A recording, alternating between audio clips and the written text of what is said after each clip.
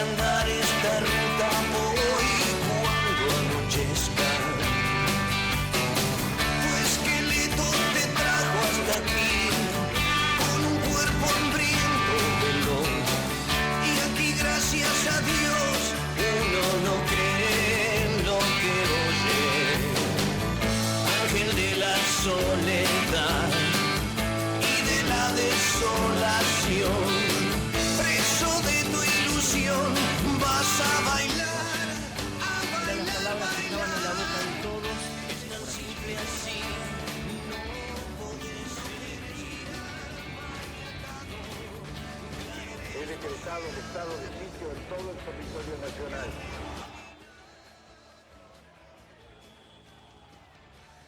Ahora sí, bien, ahora sí, comenzamos a puertas abiertas, programa en vivo por TV Clip Digital a través de Televisión Digital Abierta, un programa especial en el cual vamos a hablar de un montón de cosas. En el Día Internacional de los Derechos Humanos, en el Día de la Democracia, vamos a hacer un programa especial. Te recomiendo, te sugiero que te quedes hasta pasadita las 20, estamos aquí. Te podés comunicar en vivo, el teléfono del canal, y opinar, dar mensajes, decir lo que te parece, ¿sí? Hoy, por el momento, con ausencias de María Rosa, que debe estar festejando el Día del Trabajador Social. Saludo a todos los colegas trabajadores sociales. Con la ausencia de Maribel y de Martín, de todos. Hoy dejaron solo, ¿sí? Pero estamos haciendo a puertas abiertas. ¿Qué te parece si comenzamos con el programa? Te invito a que te quedes. Vamos a estar recordando cosas que pasaron en la historia, de momentos oscuros, de momentos difíciles. Vamos a recordar también el retorno a la democracia. Vamos a recordar un montón de momentos en este Día de la Democracia. ¿Qué te parece si antes que nada comenzamos con algunas noticias importantes del día para empezar el programa? Dale.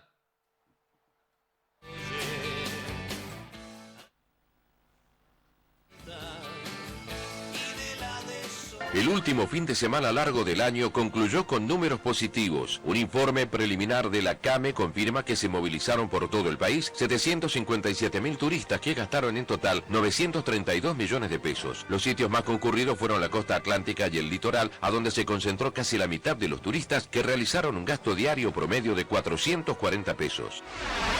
Comenzó en México la 24ª Cumbre Iberoamericana y se espera un pronunciamiento contra los fondos buitre. Del encuentro, que tiene lugar en la ciudad de Veracruz, participa el canciller Héctor Timerman en representación de la presidenta Cristina Fernández. El ministro anticipó los puntos que van a dominar la agenda de deliberaciones. La Argentina presentó un proyecto de resolución de apoyo al diálogo en Colombia, del diálogo de paz en Colombia, felicitando y dando a entender que es necesario seguir adelante. También hemos hablado sobre el bloqueo a Cuba y también se discutió el tema se discutió, es una manera de decir, o sea, se apoyó el proceso de reestructuración de deuda externa que está llevando adelante la Argentina, así como la condena al accionar de los fondos buitre, y también, por supuesto, se hizo mención a la resolución de las Naciones Unidas. Por último, también hablamos, recibiendo mucha solidaridad por el tema Malvid. Está en marcha el proceso para implementar el sistema de boleto único electrónico en todo el país. Inicialmente, las ciudades capitales de provincias y aquellas que tengan más de 200.000 habitantes tienen un plazo de 180 días para instalar el sistema SUBE o adecuar el que tengan vigente. Además, ya está habilitado el sistema de recarga de la tarjeta SUBE a través de los cajeros automáticos de la red Link de los bancos Nación, Provincia de Buenos Aires, Ciudad de Buenos Aires y Banco Credicop de todo el país.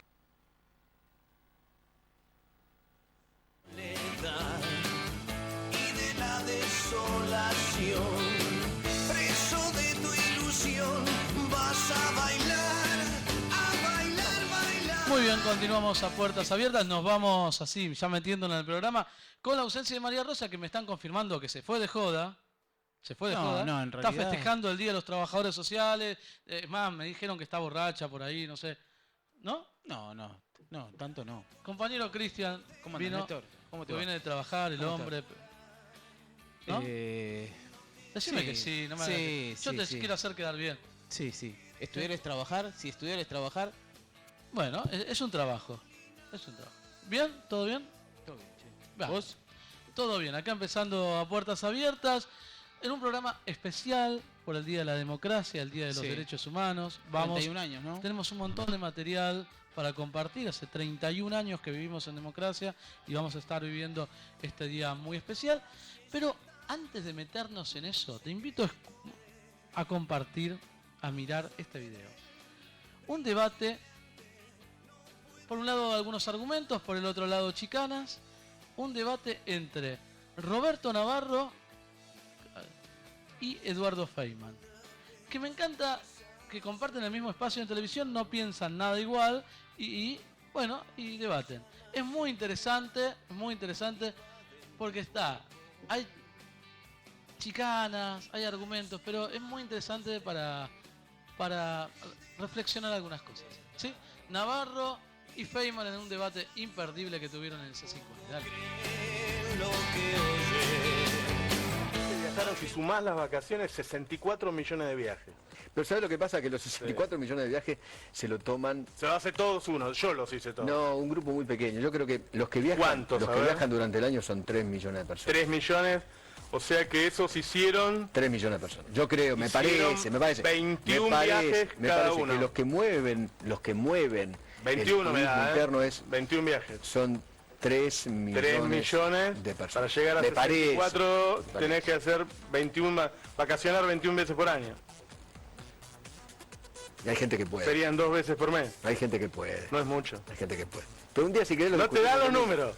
No, pero es buen momento porque ¿Y justo por hoy qué, es por fin qué de le tengo que semana. creer a tus números? ¿Por qué mis Te números da no valen? 64 y buscalo. ¿Pero por qué? Porque mis números no Buscalo. valen y los tuyos valen. Pero buscalo, tralo, Contame, buscalo el dato. contame, Yo lo contame. sé de memoria porque tengo, viste que... No, vos sos un tengo fenómeno, mucho. yo soy un cuadrado. Sí. ¿Terminaste lo del turismo? ¿Y qué me discutiste? No fue bien, ¿no? El país- Bien, el yo país lo está veo bien. apuntalado. Yo cuando veo, mira, yo vivo acá a 20 kilómetros y tardo 1 hora 40. Llegar a la cantidad de autos que hay. Antes Sí. no me pasaba eso. Yo digo, la gente puede comprar auto y puede pagar la nafta. Eso no es que la gente salió de vacaciones, no salió de Salió a vacaciones. comprar. Salió Salió a al hacer la lechón. compra. Pero son las compras de Navidad y fin de año, es lógico. Es eso. Es eso. ¿Vos crees que no? A mí me da la impresión de que tan mal no estamos. No, qué sé yo. ¿Qué sé yo? Es como vos dijiste el otro día, 40% de inflación no debe haber. No, 30. Debe haber 35, Y ahora dicen que hay 30. 30. Igual creo. es mucho. 30 es una enormidad. Somos el segundo país del mundo. Igual los salarios subieron 32. Vamos, Argentina, todavía somos el salarios segundo subieron país. 32. Vamos ya. Por ahí logramos el tercero, ¿no? ¿Vos sabés qué número ocupamos en el mundo? ¿Qué país somos? ¿De inflación? No. De PBI, como potencia del país. Está bien, como potencia. Eso, Somos el país número 21 sobre 210. sí, eso está buenísimo. No somos un paisito. No, obvio. Fuimos el 8. Pero en inflación estamos seguros. Fuimos del 8 en el año 1900. Escuchá, te tiro una soga, si te muestro los números en Nunca una a favor, Ya. usted, ¿eh? Escuchá, somos el segundo país en inflación. Y si te muestro los números en corrupción, nos va mal. Ah, ¿los tenés? No ¿Que sé. tenés el corruptómetro? Pero vamos a marzo. Vamos a marzo. Vamos a marzo. Ajá. Vamos a marzo. Pero ¿Querés que lo y busque? no sé, a mí es el dato que le importa a cada uno, en serio. A mí, por ejemplo, me importa, no sé, la mortalidad infantil me importa.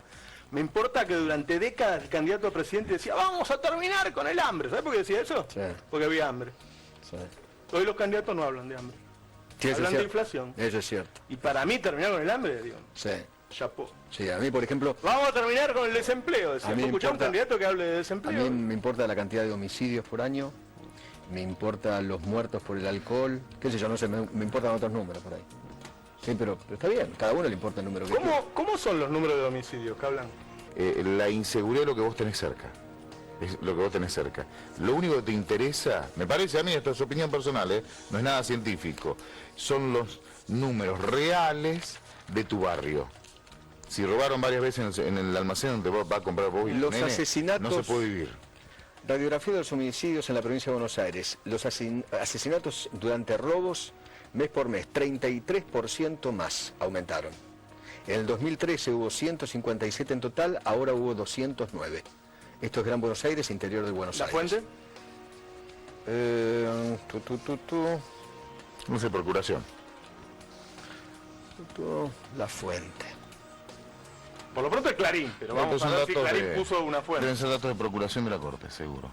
Sí, debe ser la pero procuración de la Corte. Es un ¿No delito, dice? es un delito blanco. No lo ¿Puso dice. Clarín la O sea, fuente? no lo dice. O sea que la fuente es solo Clarín. Yo estoy leyendo el diario Clarín, viejo. ¿Está mal? Y pero tendría poner una fuente el periodista. ¿Rompo? Yo lo rompería. ¿No sirve esto? No, ¿Sirve la de Miradas al Sur, por ejemplo? no leo miradas. ¿Tiempo argentino? No leo Tiempo Ok. Argentino. ¿Clarín no? Ok. Lo leo y desconfío. O tengo que leer el que me manda la Presidenta de la República. ¿Cuál te manda? No, digo, a mí no me manda nada. A mí no me manda nada. Vos dijiste mi manda. Pero este lo rompo, ese no sirve. Vos lo rompiste. Ese no sirve. Yo lo leo y desconfío. Y más si no tiene fuentes.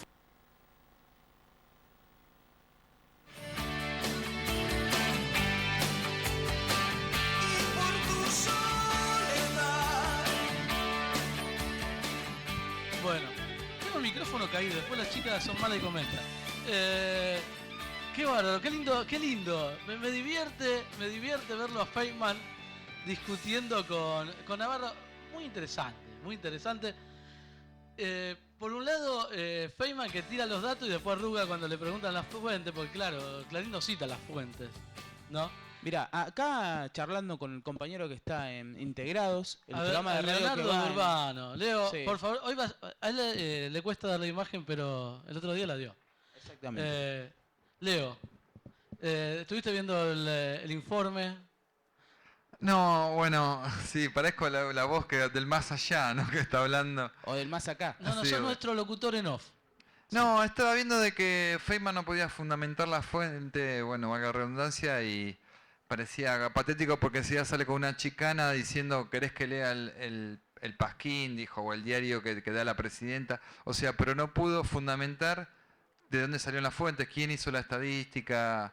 Me pareció que es la chicana por chicanear solamente, pero no pudo responder a lo que le preguntaba a la otra persona. A ver, el tema de las fuentes es algo básico dentro del periodismo, ¿no? Ni siquiera vos tenés que decir una fuente. Muchas veces tenés que corroborar 2 o 3 fuentes para confirmarlo. Y ahí en esa nota no había ni una fuente. Y otra cosa, lo del, bueno, son 3 millones de personas que nada más que viajan. No le dan los números. No le dan los números como para decir son 3 millones. Y dicen, mirá, si son 3 millones de personas tienen que viajar 2 veces por mes. No te dan los números. Entonces como que repite lugares comunes, ¿no? Pero bueno, es al público al cual va dirigido Feynman. Pero creo que igual, más allá de que uno esté a favor de Feynman o esté de acuerdo con Navarro, digo, más allá de eso, creo que estos debates, si se le puede llamar debates, estas discusiones, son enriquecedores. Está bueno que Feynman no hable solo, que tenga una contraposición que piense distinto del otro lado, y que Navarro también tenga al otro lado a alguien que piense distinto. Está bueno. Sí. Disculpa, voy a participar de nuevo porque ahora me quedé. Vos fijate que en un momento le decía a Navarro de que lo que se está discutiendo ahora y los candidatos de lo que hablan es el impuesto a la ganancia, pero como bien decía, no se habla de desempleo, no se habla de terminar con el hambre, o sea, un montón de cosas que por suerte parece que se superaron. Y esos son indicadores de que las cosas no están tan mal como nos muestran, como nos tratan de mostrarnos. Sí, entre paréntesis, se suspendió el paro de Moyano, ¿eh? Iban a hacer un paro por el Ni impuesto me a las enteré, ganancias. la verdad que creo que ni me se dieron enteré. cuenta que iba a tener poco éxito. También se modificó, Un- se hizo que en los aguinaldos ahora a fin de año no paguen impuesto a las ganancias, pero más allá de eso se vieron que iba a tener poco rebote, poca repercusión y levantaron el paro. También se decía que diciembre iba a ser un mes caótico. Sí, en realidad, Lleno retomando de un, saqueos y por suerte No, no está sucediendo. retomando un poco lo que decía Leo con respecto a, en el caso de la costa atlántica, preguntaban, desde octubre ya están alquilados un montón de departamentos, o sea que va a crecer un 10% más la cantidad de, ¿cómo es que se llama?, de turistas en Mar del Plata, por ejemplo. Desde octubre. O sea que quiere decir que, como decía Leo, dice, bueno, ahora ya no se habla más de hambre, no se habla más de desocupación. Me parece que se ha avanzado, podemos decir que hay algunas carencias, algún déficit en algunas cosas, pero creo que vamos en un... No está todo tan oscuro como dicen, ¿no? No. Bueno, por eso en algún momento de Narváez había dicho, ojo que todos dan como perdedor al kirchnerismo en las elecciones, sin embargo yo creo que puede ganar. Y ahí se asustó Mariano Grondona. Y ahora Mariano Grondona está volviendo a quiere instalar la idea de que hay un fin de ciclo, de que el kirchnerismo se termina. Vemos el informe.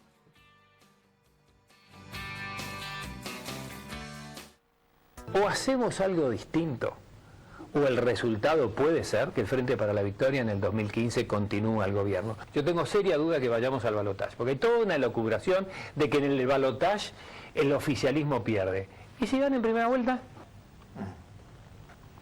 ¿Qué más nos caería, no? Bueno, sí, entonces nos vamos a pasar acá dando explicaciones. Sería un fracaso de la democracia. No, sería un fracaso de nosotros. Evidentemente se termina el ciclo, yo creo que no se puede hablar más de kirchnerismo, sino en pasado. Se termina el ciclo, yo creo que no se puede hablar más de kirchnerismo, sino en pasado. Pasó, murió, ya está. Pasó, murió, ya está. Se espera un enorme desafío para poner la Argentina otra vez en movimiento después de la muerte del kirchnerismo,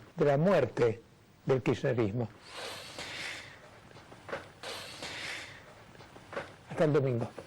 Yo les garantizo que el modelo kirchnerista está agotado para los argentinos. Después de 7 años, el kirchnerismo deja al país en una peor situación de la que lo recibió.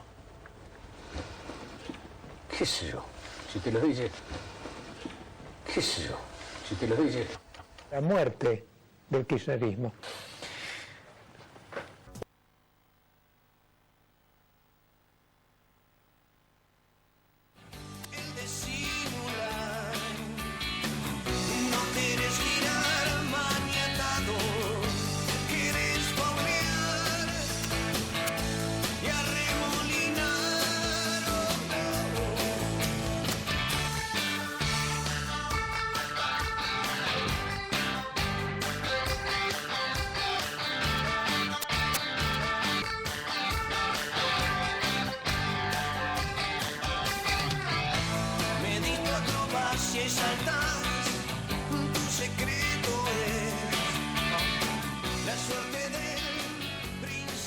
Muy bien, y para demostrar que no es solo es una voz bonita, que tiene un cuerpo y que da la cara, lo tenemos finalmente, lo convencimos Leonardo aquí. Sí, se tuvo que tomar 3 colectivos, 4 aviones y llegó. Sí, exactamente. Bueno, ahí lo vimos a De Narváez diciendo, primero que, ojo que por ahí el kirchnerismo gana en primera vuelta. Grondona dijo, bueno, eso sería un error de la democracia. Dice, no, es un error nuestro, no de la democracia. Bueno, pero como a Grondona mucho la democracia no le gusta, le echa la culpa. Y ahora Grondona diciendo, queriendo instalar nuevamente que es un fin de ciclo, que el kirchnerismo ha muerto. Oh, ahí está Grondona. Hoy es el día de la democracia, señores. ¿Cómo nació la democracia en Argentina? El voto, cómo comenzamos, fue una lucha de mucha gente, de la izquierda, de anarquistas, de gente de distintos sectores políticos. En el informe que vamos a ver se habla del radicalismo, pero no fueron solo los radicales. Hubieron un montón de sectores que eran marginados y que pedían participación. Día de la democracia, ¿cómo comenzó? ¿Cómo comenzamos en la participación política aquí en la Argentina? Dale.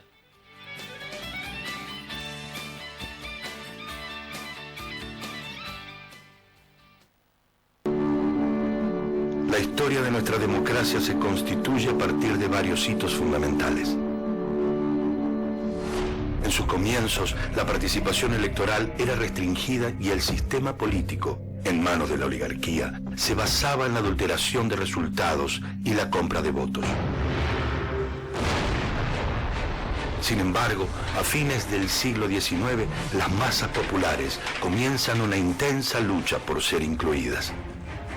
A principios del siglo XX, el presidente Roque Sáenz Peña, representante de las minorías dominantes, entiende que si un gobierno no se legitima en las urnas, está condenado a gobernar bajo el estado de sitio y la represión.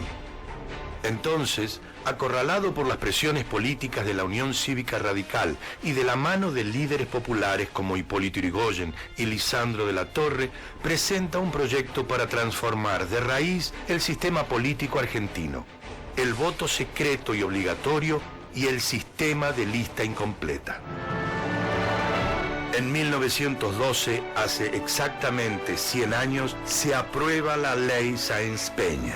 Es un momento clave en la historia argentina. los derechos políticos se amplían a todos los mayores de edad. Ya nada será igual.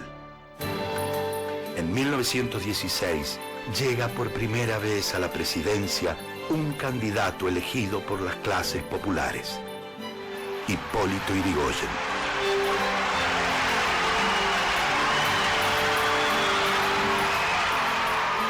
Los conservadores pierden el poder y se retiran de la escena, pero no tardarán en regresar al obtener por la fuerza lo que no pueden conseguir con los votos. En 1930, un golpe de Estado devuelve a la oligarquía el poder político perdido en las urnas. La dictadura del general Uriburu inaugura un periodo sombrío, signado por el fraude electoral y la proscripción de Yrigoyen. Una época en que la violación de la voluntad ciudadana se vuelve regla permanente. Un tiempo signado por la exclusión social y económica de las mayorías que pasará a la historia como la década infame.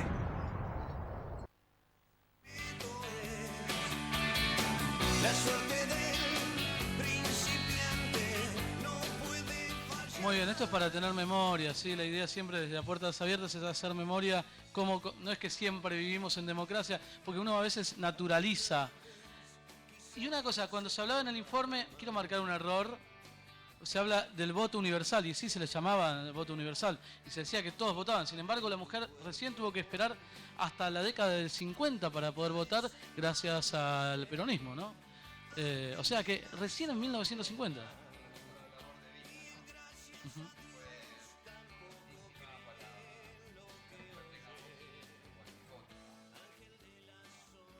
¿Se escucha? ¿Se está escuchando? Ah, sí. Dicen que con el micrófono prendido se escucha mejor. No sé. Sí, gracias a... Claro, gracias a Evita, igualmente cuando hablamos de lo universal, si nos citamos cuando se sale la ley Sáenz Peña, hubo otro grupo de mujeres, en el caso de Lanteri, que fue la primera médica que se recibió. Hay un grupo de mujeres, no me acuerdo, que empezaron a militar el voto femenino, que en realidad cuando llegó a los años se organizaron muchas ligas de independientes de mujeres, no me acuerdo en este momento. Pero digo, es esto, que más allá de que lo llevó a cabo el peronismo... Pero que en algún momento tuvo el apoyo del Partido Socialista de Palacios, pero ¿qué pasó? Después, cuando llegó Perón, como tenía un tinte más popular, más coso, se puso en desacuerdo de esa ley que las mujeres podían participar del voto también. Sí, hay una muy curiosa, porque después él formó parte después de la fusiladora del 56, del 55, así que algunas contradicciones que tienen algunas personas de la historia, ¿no?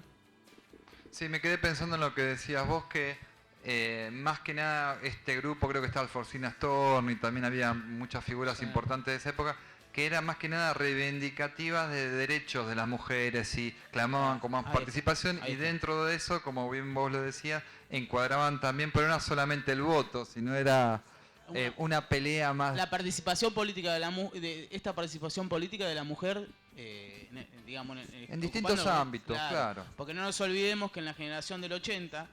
Por eso volvemos más atrás todavía, solo podían participar... De 1880. De 1880. Solo podían participar médicos y abogados, que eran los únicos que estaban aptos para formar el cargo jurídico. ¿Vos sabés dónde está bien claro cómo era la mirada del hombre hacia la mujer? En el tango. Vos fíjate que está esta cosa siempre del tango, estoy hablando del tango del 40, del 30, siempre la mujer ahí... como un objeto, ¿entendés? Que hasta hay algunos tangos que hablan hasta del cachetazo, ¿no? Hay uno que se llama tortazo. Sí. Y siempre como la mujer dependiente del hombre para todo. Así que... Estamos hablando de una época muy distinta a la actual. Claro. Bueno, estamos repasando historia argentina, chicos. Estamos repasando esto que tiene que ver con las cosas que fueron pasando en la Argentina. Claro, y no olvidemos también que las mujeres eran las organizadoras de las huelgas, en las huelgas del Quirinato del 1900, participaban de toda esa organización. O sea que había no solo, como dice acá Leo, era solamente el voto, sino esta participación en cuanto a derechos, ¿no? Sí, pero a la mujer siempre le costó todo mucho más. Sí, siempre estuvo relegada. Llegó después el peronismo, donde se pudieron ganar un montón de derechos reivindicar los políticos, derechos, sociales, civiles, desde la participación política de las mujeres hasta derechos laborales, un montón de derechos que se pudieron ganar a partir del peronismo, etapa histórica de la Argentina, ¿no? Que es una lucha que trae toda la historia, ¿no? No, por supuesto, digo, más allá que lo llevó a cabo el peronismo, Perón, Claro. con la decisión política, tienen que ver con una lucha histórica de un montón de sectores, desde la izquierda, desde el anarquismo, desde el socialismo. Por eso digo, lo llevó a cabo. Por eso a mí a veces me da bronca cuando un gobierno hace algo que es una demanda general, después uno dice, no, ahora que lo hacen ellos no me gusta. No, si lo hizo el peronismo, buenísimo. Claro. Por eso. Buenísimo, que haya tomado esta demanda popular. Vos sabés que me quedé pensando, y un poco para retomar lo de lo que estamos viendo, los videos que estamos viendo, la figura de Grondona, ¿no? Un tipo que participó activamente en la dictadura. O sea, tuvo un cargo, él tuvo un cargo en la dictadura. No me acuerdo bien el cargo, pero Sí. te lo prometo que para el próximo programa... Creo que fue la de Onganía. Y también fue cómplice como periodista en el 76, ¿no? Chicos, no nos olvidemos que la ley de medios, hasta que se formulara y se cambiara, en el Confer estaba el padre de la PEB, que era un general, no sé si de la Marina o del Ejército. Así que mirá todo lo que se fue cambiando y todo lo que falta. Pero mirá la paradoja, que un tipo como Grondona, que participó activamente de una dictadura, se la pasa diciendo que este gobierno es autoritario, ¿no? Bueno, eso es una cosa que se va dando con muchos periodistas y lo vamos a ver hoy. Después vamos a hablar de Morales Solá, vamos a hablar de unos cuantos. ¿Qué pasó a partir del 55? La caída del gobierno peronista, la revolución fusiladora, comenzaba una etapa de proscripciones, de represión, de persecución, de muerte. ¿Qué pasaba a partir del 55? Esa etapa que va del 55 hasta el 76 es la que vamos a repasar ahora.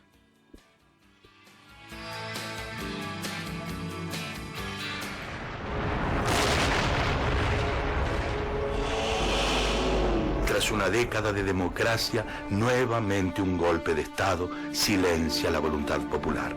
El primer presidente de este golpe de Estado, el general Lonardi, dijo que no había ni vencedores ni vencidos, pero los sectores más duros de la revolución, encabezados por el vicepresidente Isaac Rojas, exigían mano dura con el peronismo depuesto.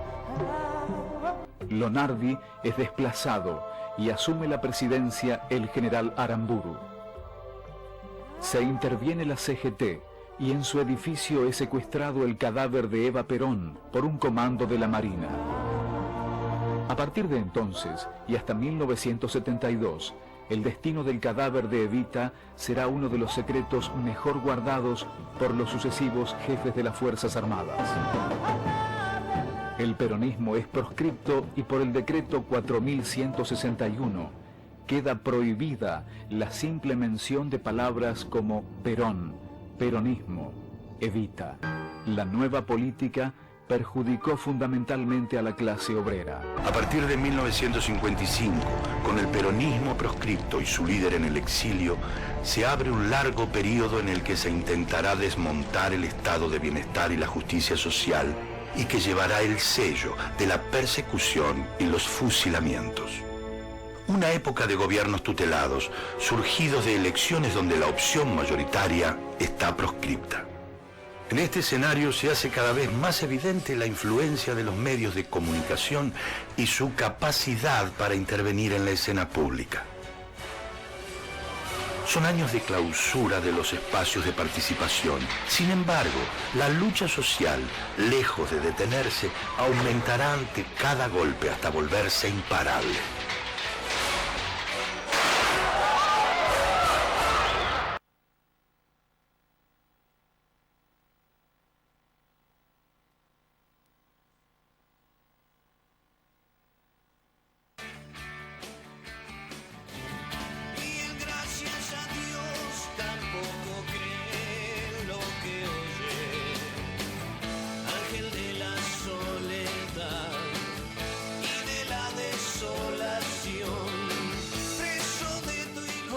Estamos viendo esa etapa del 55 al 76 con un breve periodo democrático, con breves periodos democráticos como fueron el de Ilia, como el de Frondizi, pero bueno, gobiernos tutelados donde el peronismo también estuvo proscripto, ¿no?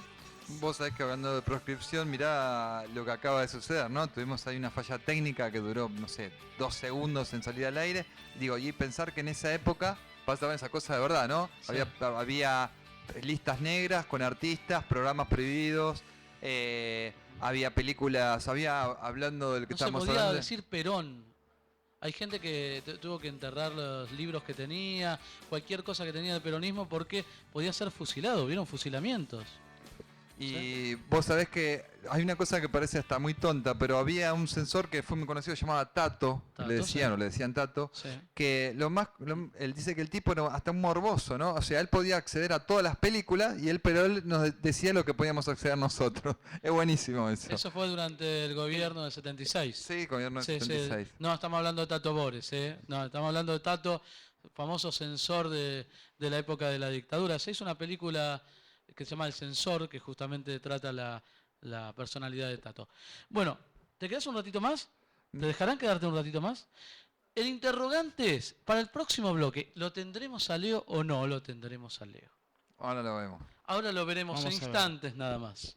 Ahora vamos a hablar del periodo de la dictadura. ¿Qué pasó a partir del 76? El periodo más oscuro de la historia argentina. No solo muerte, no solo tortura, no solo proscripciones, sino también desapariciones y apropiación ilegal de bebés. ¿Sí? Secuestros de bebés. Lo vemos.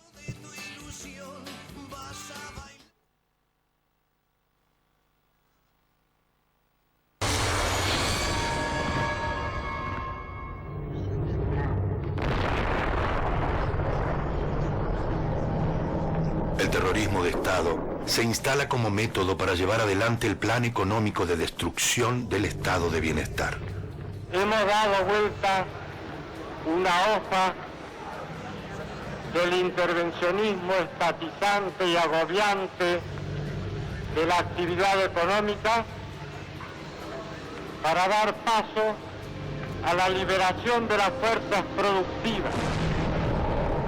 La dictadura cívico-militar es un período de desaparición, tortura y muerte.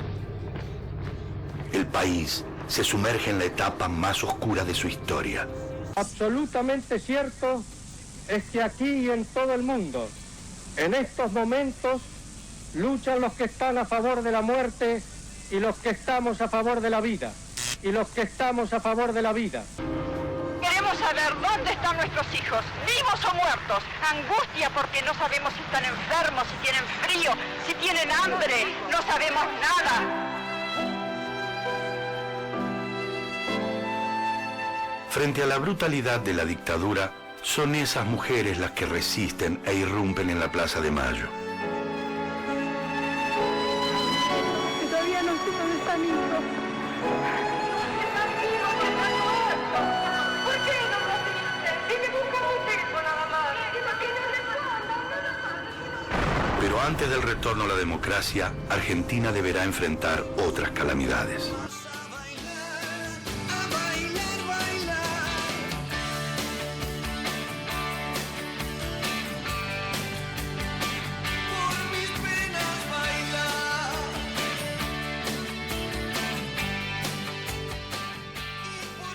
Muy bien, cuando se habla de otras calamidades se habla, por ejemplo, de la guerra de Malvinas, que costó tantas vidas de tantos pibes jóvenes, ¿no?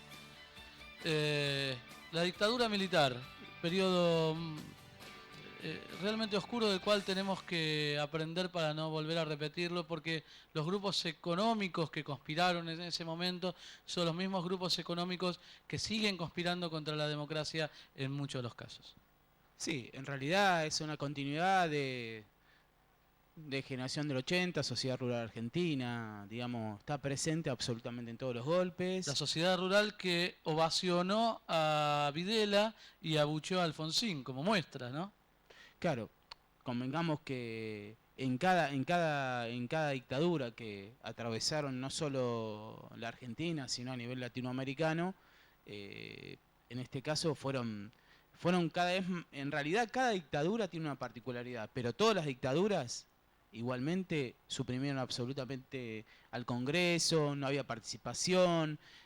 La tortura empieza mucho antes, en el 30 ya... La Argentina ya, tiene el triste desorgullo, no sé si existe la palabra desorgullo, la vergüenza de haber sido el país donde se inventó la picana. Así es. ¿Fue Lugones, puede ser, o no? A ver. Sí, creo que fue Leopoldo Lugones. Sí, Leopoldo Lugones, sí, así es. Allá por la década del 30, más, creo. Sí, fue en la década del 30. Así es. Sí. Así que digo, una Argentina que, bueno, sabe de genocidios desde la época de los pueblos originarios con la campaña del desierto, que sabe de genocidio y que se sistematizó de manera muy triste en la época de la dictadura militar, donde murieron casi 100 periodistas, entre ellos, por ejemplo, Rodolfo Walsh, Pacurondo, Arnaldo Conti, que realmente tipos que dignificaban la profesión.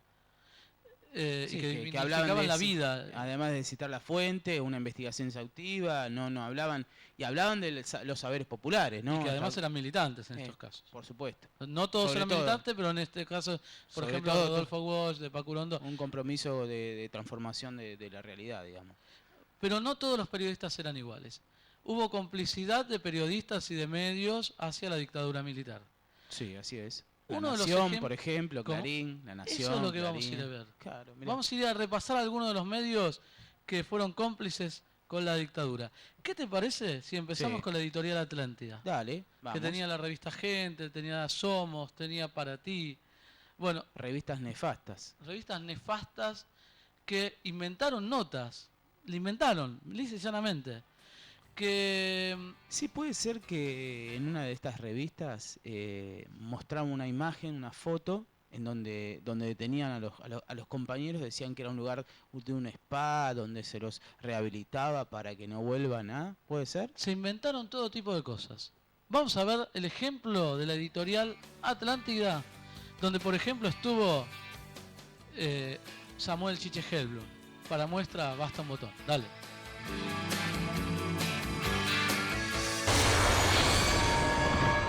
No, ese es el que pasaste recién.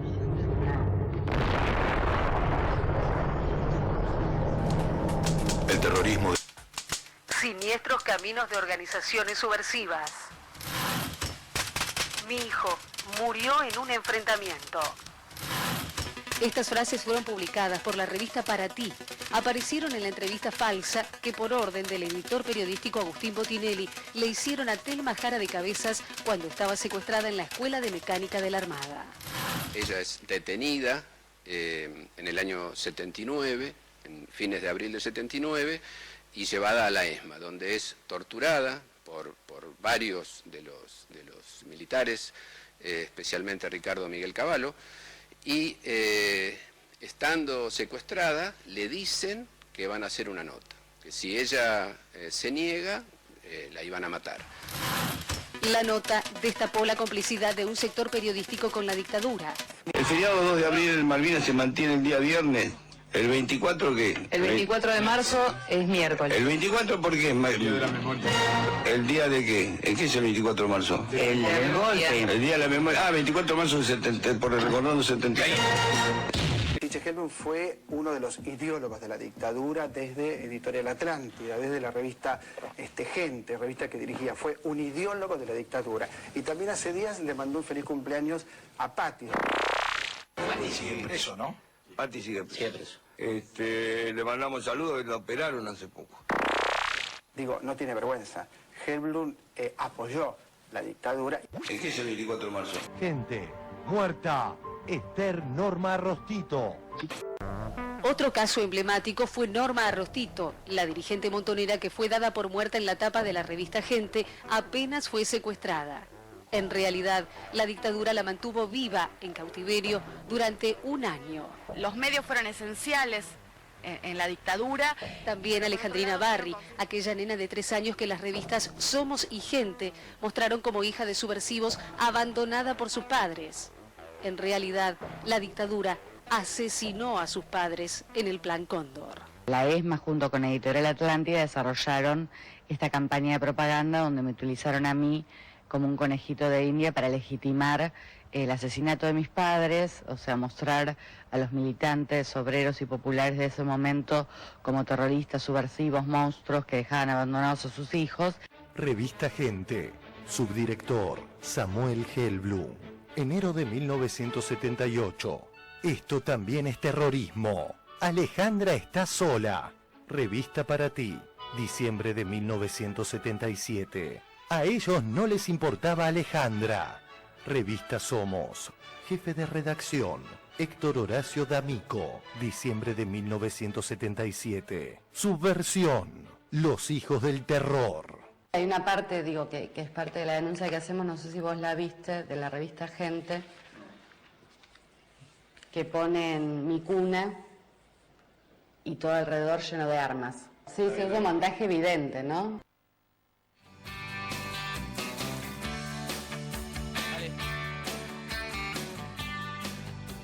Muy bien, estamos repasando lo que pasó en la historia argentina y en este caso hablando de los medios que fueron cómplices de la dictadura, ¿sí? En este caso el caso de la editorial Atlántida, que cumplió un papel muy triste, dándole una cierta fama, poniéndolo como vidriera a los militares y encima inventando notas como lo pudimos ver recién. Claro, en realidad naturalizando exactamente lo que pasaba en realidad. No era que un abandono de los compañeros estaban presos, estaban privados de su libertad, habían sido asesinados, habían sido secuestrados. Me parece que eso es lo que no se cuenta y además, por eso es, si estamos hablando de medios, cuando siempre lo que cito es ese 24 de marzo de 1976, cuando el diario Clarín ponía en la portada, asume nuevo gobierno. El diario Clarín que tuvo, gracias a la dictadura, nada más ni nada menos que Papel Prensa, que es la empresa de papel que tenía todo el monopolio del papel, ¿sí? El papel de diario. Eso es lo que le dio la dictadura militar al grupo Clarín. Ahí Mañeto, Ernestina... Claro, previamente haber asesinado a Graeber, sí, haber secuestrado y torturado a Lidia Papaleo, claro. Entonces... y que lo compraron precio vil, bajo amenaza, digamos, ¿no? Convengamos. Parte de este material que estamos viendo ahora está completo en un video que nosotros publicamos en nuestro Facebook, que es A Puertas Abiertas. Ahí puedes ver todo este informe completo, donde, entre otras cosas, aparece lo de Papel Prensa y lo del Grupo Clarín. Pero nos metemos en el Grupo Clarín. Ahí estuvo nada más ni nada menos que Joaquín Morales Solá. Ese mismo Joaquín Morales Solá que hoy está en TN. Claro, vos sabés, Néstor, que fue a cubrir el operativo Independencia en Tucumán. En febrero del 76. De 76, donde se perseguía a los compañeros de las organizaciones armadas. Y aquí que lo premiaron. Lo premiaron también y hay una cosa muy cosa. Están en la puerta del centro de detención, que le sacaron una foto y él dice, no, yo estaba circunstancialmente y no sabía para qué estaba. Bueno, está como siempre para defender a aquellos que tienen el poder y están contra el pueblo, ¿no?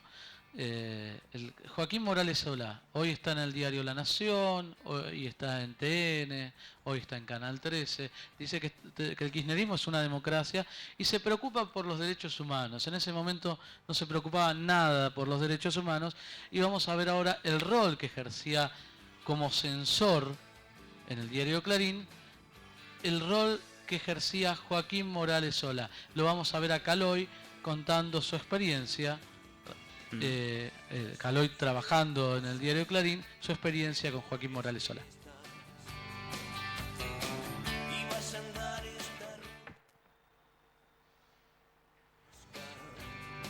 Sí. Muy tempranamente conocimos todos los dibujantes de mi generación la censura. No se podía hacer chistes de militares, ni de curas, ni de política. ¿Había alguien en el diario encargado de decirte qué tira iba, qué tira no iba? Sí, el editor responsable siempre era el que decía el jefe de redacción, ¿no? Ahora, el personaje que a mí me llamaba la atención, porque lo veo defendiendo la libertad de expresión y que se sienta amenazado. Bueno, había un personaje nefasto ahí que era Joaquín. Joaquín decía, no va. Joaquín Morales Solá. Ya entonces el problema es contra toda la prensa hoy que no responde directamente, disciplinadamente, al gobierno de los Kirchner. Este es el peligro, este es realmente el riesgo que está corriendo hoy la Argentina. Joaquín, te decía, no va. Joaquín Morales Solá. Yo decía, pero Joaquín, le cambiamos el globo, le modifico algún, no va. Pero ¿y si no va? Una vez que se agrede la libertad de prensa, que es la madre de todas las libertades, la libertad de expresión es la madre de todas las otras libertades. Si no hay prensa, no hay expresión, ya las otras libertades empiezan a desfallecer. Yo decía, pero Joaquín, le cambiamos el globo, le modifico algún, no va. Pero ¿y si no va?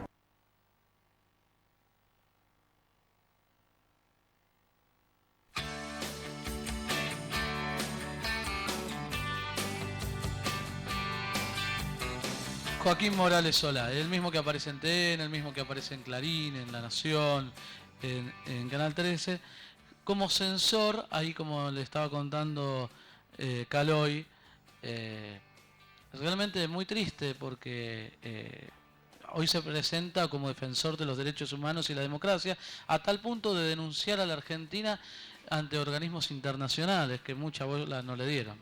Claro, igualmente nos tiene acostumbrados, Néstor. La verdad que cuando habla de libertad de prensa, no sé a qué se refiere, digamos. En esos momentos no existía la libertad de prensa, solo existía la libertad la libertad del mercado, que decía lo que... Ni siquiera la libertad del mercado, ni siquiera eso, la libertad de aquellos que estaban con la dictadura militar y solamente repetían lo que la dictadura le pedía que repita. Es realmente muy triste, muy penoso el papel que hizo Joaquín Morales Solá durante la dictadura militar argentina. Vamos a enseguida seguir repasando esto,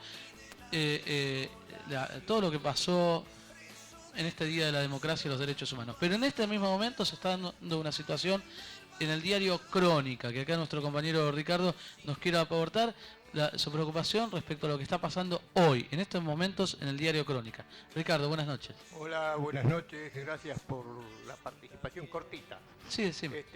Esto es algo que está pasando hoy, no en el diario Crónica, sino con el diario Crónica. Ahora, en el diario Crónica, que recordamos no es más de Héctor Ricardo García, sino que ahora es de una empresa. El grupo Crónica, pero este grupo se ve que está sometido por otros grupos mayores.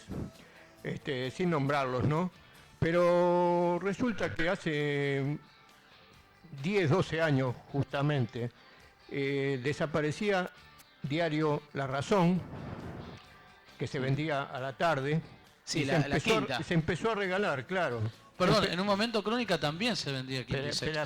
Sí. Escúchame, se vendía Razón, Crónica Quinta y Crónica Sexta. Sí. Estos tres diarios juntos cubrían a más de 10.000 canillitas en el país. Bueno, esos 10.000 canillitas del país quedaron cuando desaparece La Razón, porque la regalaban y después se vendía en los supermercados. Discúlpame, ¿La Razón había sido vendida también a Clarín? No, ¿En el momento? Ahora es de Clarín La Razón. Hay un confundimiento ahí. La Razón era de Padone en un tiempo. Sí. Bueno, se empezó a regalar y se vendía más La Razón que Crónica. Los canillitas vendían más La Razón que Crónica. Por eso al desaparecer La Razón, desaparece Crónica Quinta y Sexta. Y quedan 10.000 canillitas en la calle que nunca y trabajadores del diario también. ¿Eh? Y trabajadores del diario también quedaron en la calle. Sí, pero yo me refiero directamente a los canillitas. Hay algunos que dependían solamente de eso, no tenían ni puesto ni nada y vendían en la calle. A eso y nunca le fue repuesto el puesto, ¿no? Claro. El reparto de diario, porque quedó... Sí. Esto comienza con el tema de papel prensa. Porque lo que es el papel prensa es que se quedan con todo el papel, entonces los demás diarios que tienen menor tirada tendría que comprar el diario al grupo Clarín. Entonces, al no tener el papel que se dividía, antes se dividía en proporciones iguales el papel. Sigue perteneciendo en gran parte al diario Clarín, que le da el papel que quiere a los diarios. Sí. Bueno, ¿qué pasa en Crónica? Lo que está pasando ahora, bueno, en estos días Crónica está regalando el diario del día, regalando del día, ¿no? Distribución gratuita. De la fecha te lo tira por debajo de las puertas. Acá en Lanús pasa mucho. Empezaron por Lanús, En Capital no lo pueden hacer. Pero están pasando por los repartos, por sobre los repartos actuales que trabajan los canillitas. Entonces eso quiere decir que están buscando ser desplazados del sistema, apretados por los grandes grupos y por papel prensa, que todavía sigue teniendo apretes, ¿no? Exacto. Entonces, eso es lo que está pasando ahora. Bueno. Esto es una denuncia porque no es suscripción. Otros diarios hacen suscripciones escritas, lo publican en los diarios y todo. Por ejemplo, Clarín, La Nación, tiene suscriptores. Sí, Que bueno, también, pero eso se pagan. Pero que eso también sí, es contra del canillita. Pero esto es algo más por debajo totalmente de la ley. Además, están empleando personas en negro que tiran el diario por debajo de las puertas de las casas y cobran por eso. Claro. Distribución gratuita, digamos. Eso es lo que está pasando. Que distribuyen gratuitamente el diario, digamos, sin... claro, pero lo regalan. O sea, nosotros podemos... yo, canillita, voy a venderle el diario Crónica a mis clientes. Entonces, no, mirá, flaco, me lo están tirando por debajo de la puerta. Bueno, y es la preocupación de los... Y dice, muestra gratis de... gentileza, Grupo Crónica. Bueno, eso también pasa con el argentino, ¿no? También pasa con el argentino. No, pero el argentino es distinto. Es distinto porque siempre lo regaló. Siempre lo... Claro, Sí, pero bueno, esto es pero otra también cosa. conspira contra... Si vamos al caso, está en la misma situación. Sí, pero esto es peor. Porque el Grupo Crónica tiene sus instalaciones, tiene ya hace un año y pico, tiene instalaciones en Miami. Y en Miami los imprimen y tienen sus propias redacciones. Entonces, esto es algo más grave, ¿no? El argentino, bueno, hace la suya, pero siempre lo regaló. Sí, ¿no? bueno, igual una cosa no quita la otra. Bueno, agradecemos Ricardo, que en nombre de todos los canillitas nos manifiesta la preocupación respecto a lo que está pasando ahora con el diario Crónica. Voy a confesar algo. ¿Me permite usted? Sí, vamos. Acá tengo el machete con lo que se llama la hoja de ruta. Esto es poco televisivo. Generalmente en los medios algunos te ponen un cartel del otro lado, ¿sí? A mí no, porque como no veo nada, nos ponemos un machete. Ahora, le tengo que confesar algo. No le entiendo la letra a nuestro compañero. No le entiendo No le entiendo la letra. Mundial del 78. Ahí está. Ahí va. Pero Ahí vamos. como vino la voz de la conciencia y me dijo lo que viene. Mundial del 78. El Mundial del 78. ¿Y qué es lo importante del Mundial del 78? Esta cosa de ocultar lo que en realidad está pasando en este país. Muy bien. ¿Cómo se utilizó el Mundial para encubrir la tortura, las desapariciones, todo esto que pasó en la década del 70, Mundial Argentina campeón en 1978, y cómo operaron los medios, propaganda, todo eso? Lo vamos a ver. Vimos un mundial que costó unos 500 millones de dólares. Durante el mes que duró la competencia, desaparecieron 69 personas. ¿Por qué no nos dicen a nosotros si están vivos, si están muertos? ¿Por qué no nos dicen? ¿Este cuál viene? Mister. Oh, nee, klondete den. Tack så mycket. De nada. Buen viaje. Buen día. Este muchacho acaba de hacer un gol argentino. En el campeonato mundial todos debemos hacer goles como estos. Goles que no se gritan y se sienten para adentro, pero valen mucho más que todo un campeonato. El mismo fue aprovechado por la Junta para desarrollar una campaña hacia el exterior cuyo objetivo fue limpiar la imagen que en el resto del mundo se tenía del país, ya que a esa altura habían trascendido que en Argentina se cometían crímenes de lesa humanidad.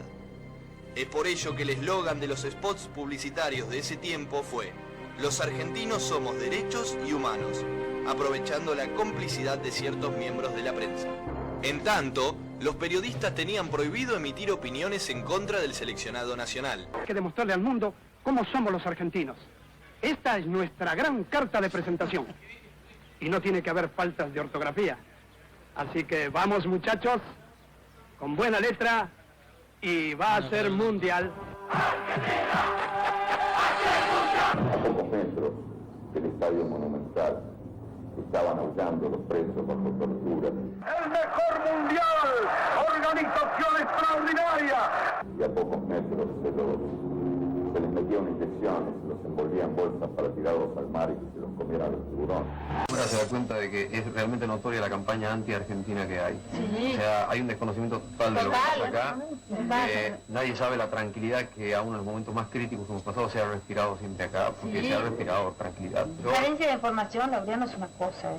Cosa contra Argentina es otra. Pero lo que estamos viendo ahora es una campaña organizada. Eso es lo que detesto más en la vida, que la gente juzgue y hable de cosas que no sabe. Todo el mundo cree que uno sabía lo que estaba pasando y apañaba a todo. Y no hay nada. Yo sé que había de los dos lados una cosa. Acá hubo una guerra y gente acá hay que educarla un poquito más. Acá hubo una guerra y una revolución, evidentemente, que tenemos que olvidar.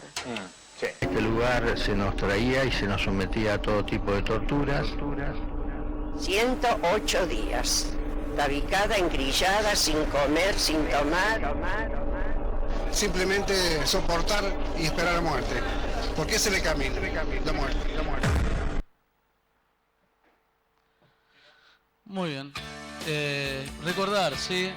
Recordar lo que pasaba en aquel Mundial 78, donde todo el mundo festejaba y donde, por ejemplo, José María Muñoz llamaba a celebrar el campeonato justo en el momento donde venían los organismos internacionales de derechos humanos a corroborar la situación argentina. Entonces, en el mismo momento donde venían los representantes, claro, se encontraron con todos estos que querían como una manifestación que fue una operación de la dictadura. Fue, claro, hablamos del año 79, cuando llega la Confederación de Derechos Humanos. Eso fue cuando Argentina salió campeón del Mundial Juvenil. Claro. Lo que te voy a decir una cosa, igualmente, no es que se estaba de un lado ni de otro, porque esa es la teoría de los dos demonios. En realidad había terrorismo de Estado, digamos, no era que eso existía. Mirta Legrand, en alguno de sus programas, ha dicho ahora en la actualidad, en alguno de sus programas, que tenía un montón de gente que no podían invitar porque estaba en la lista negra. O sea que, lista negra, hablamos de la lista de la AAA, digamos, ¿no?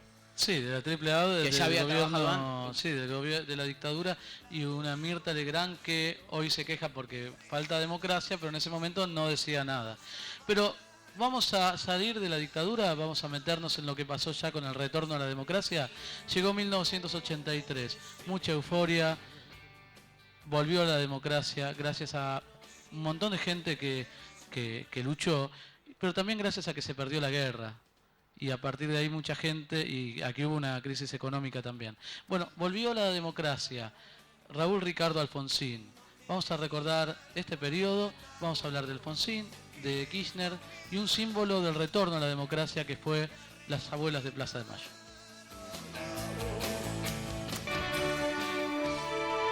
En 1983 renace la democracia. Y entonces, desde luego, democracia con la que se vota, pero también democracia con la que se come, con la que se cura y con la que se educa. Me sumé a las luchas políticas creyendo en valores y convicciones a las que no pienso dejar en la puerta de entrada de la Casa Rosada.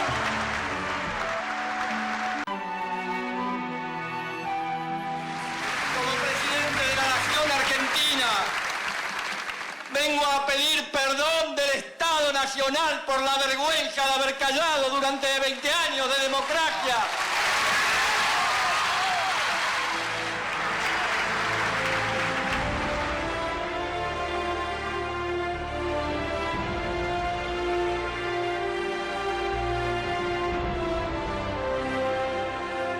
Vino abuelas y hoy me dicen, es tu nieto en un 99,999%.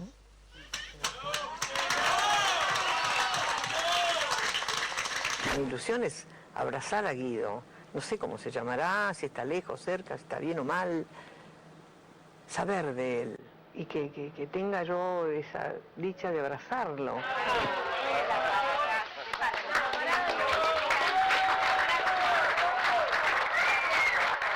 siento orgulloso de la compañera que tengo y de la presidenta que tienen los argentinos, la compañera Coraje.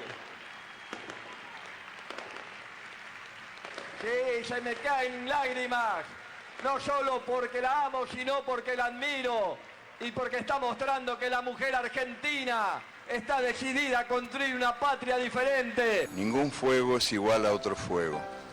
Algunos fuegos bobos, no alumbran ni queman, pero otros fuegos arden la vida con tantas ganas que no se puede mirarlo sin parpadear, y quien se acerca se enciende.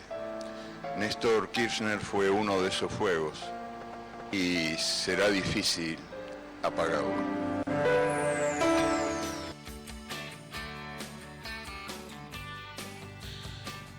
Cuántas cosas pasaron, ¿no? Es el mayor periodo de la democracia, esta democracia imperfecta que tenemos, en la cual nos tuvimos que bancar un montón de cosas. Nos tuvimos que bancar al menemismo, donde nos tuvimos que bancar la represión del 2001, donde nos tuvimos que bancar que haya todavía desaparecidos, como por ejemplo Jorge Julio López, a quien testimonió en el juicio contra Miguel Echecolás. Esta democracia que se tuvo que bancar y que se tiene que bancar el gatillo fácil.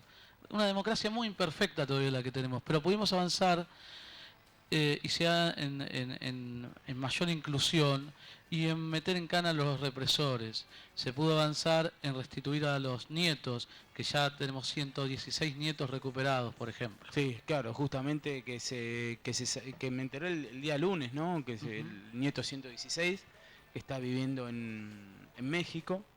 Ahora no recordamos cómo se llama el compañero, no sé. Hoy las abuelas hicieron una conferencia de prensa que no la pude ver, así que no, donde ultimaron algunos detalles de cómo había sido el encuentro y cómo va a ser el encuentro con el Pero compañero. la noticia del año fue un símbolo, fue la recuperación del nieto de Estela, ¿no? Un montón de cosas nos pudimos avanzar, en matrimonio igualitario, más derechos. Eso, la verdad, que es muy bueno. Inclusión, claro. Estamos hablando de un cambio de paradigma, de que se han visibilizado muchas otras cosas que estaban invisibilizadas, como la violencia de género.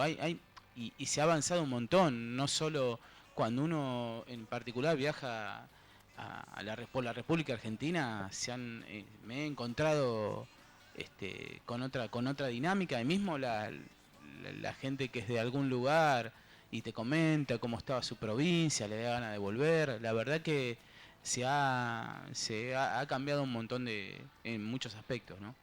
Bueno, pero tenemos que estar alertas, porque hay un nuevo estilo de golpes, que son los golpes suaves, ¿sí? Este informe ya lo vimos, pero lo queremos repetir porque me parece oportuno.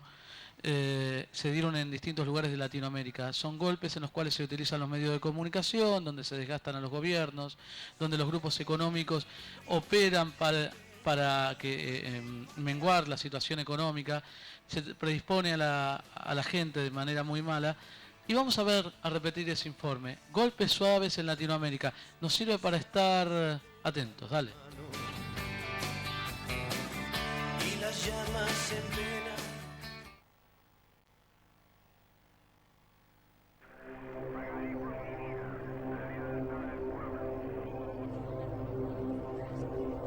La era de las dictaduras militares y las irrupciones violentas contra regímenes democráticos en América Latina pasó.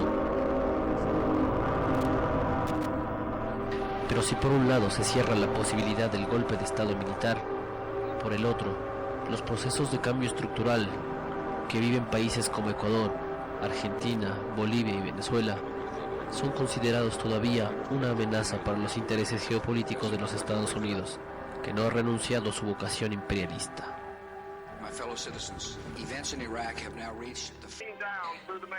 Este concepto fue introducido por el estadounidense Gene Sharp. Para conseguir este golpe de Estado, él propone 5 etapas: ablandamiento, deslegitimación, calentamiento de la calle, combinación de diversas formas de lucha y fractura institucional. Permanente, no se engañe, Ana. No, si yo no me engaño, yo solo le hago preguntas. Ha habido 4 golpes de Estado en lo que va de este siglo en América Latina. 2002 contra Chávez.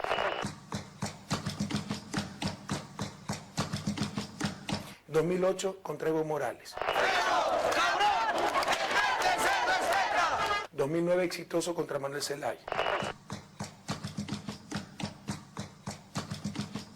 2010 fracasado contra Rafael Correa.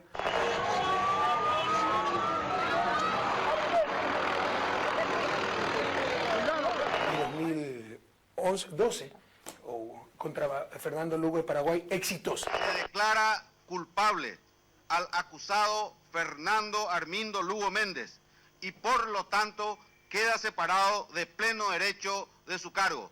Los 5, 4 de ellos gobiernos del ALBA, Paraguay muy cercano al ALBA, los 5 gobiernos progresistas. ¿Usted cree que eso es casualidad? El pueblo venezolano y las Fuerzas Armadas lograron algo inédito en la historia mundial: rescatar a un presidente secuestrado y regresarlo al cargo que democráticamente el pueblo le dio.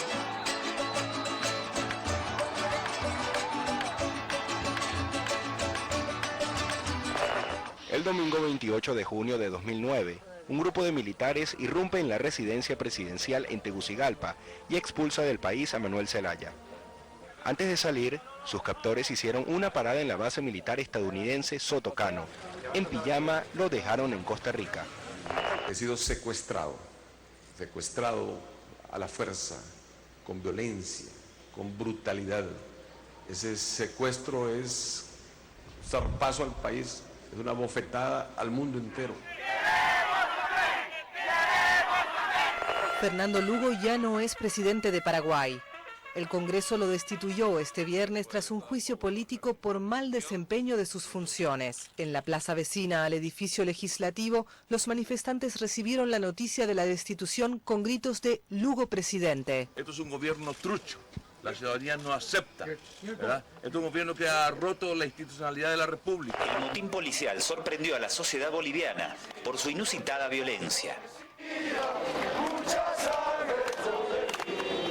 El pueblo boliviano democrático y va a defender la democracia y va a defender ese proceso de cambio. Llevan al presidente ecuatoriano Rafael Correa al Hospital Policial de Quito.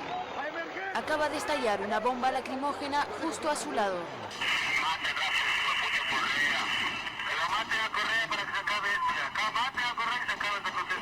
¿Cuándo es que hay una de estas intentonas contra gobiernos de derecha? Enfrentamos todos los días procesos de desestabilización. Y al decir, no vamos a permitir, hablo como miembro de UNASUR.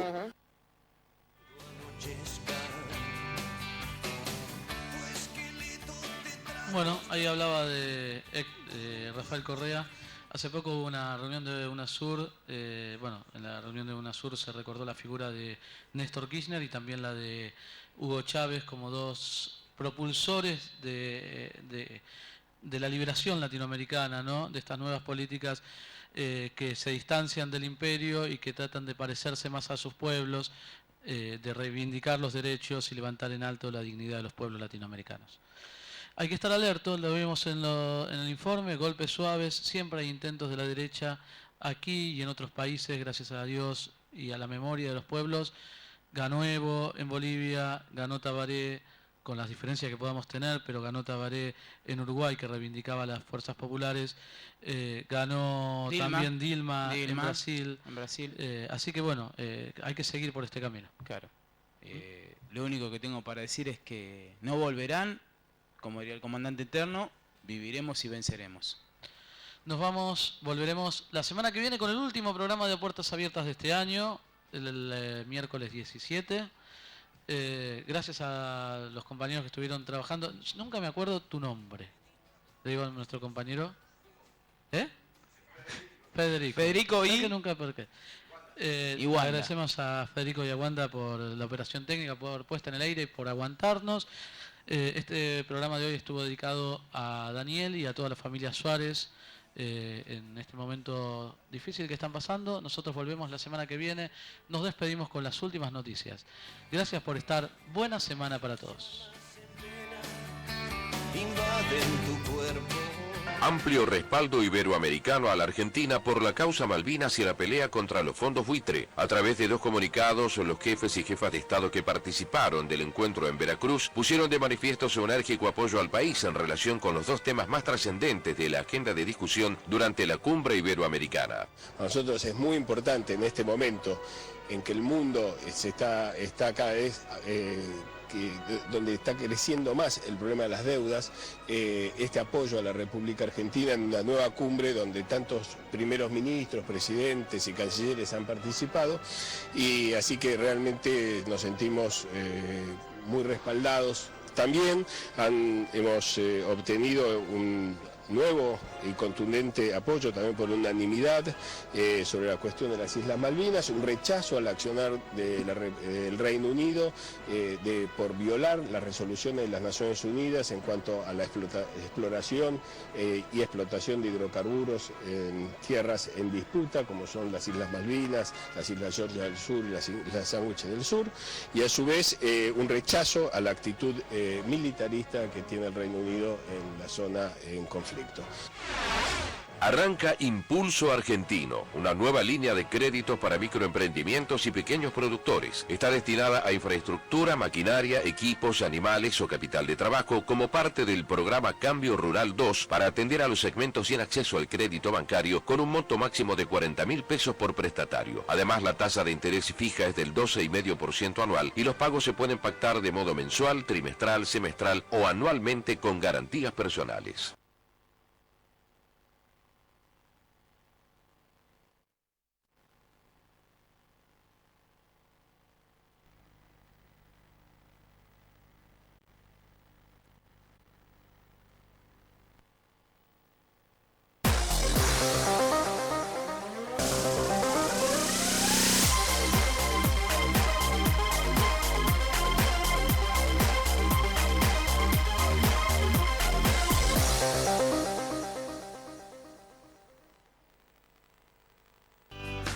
Llegan las fiestas. Aprovecha para hacer tus compras con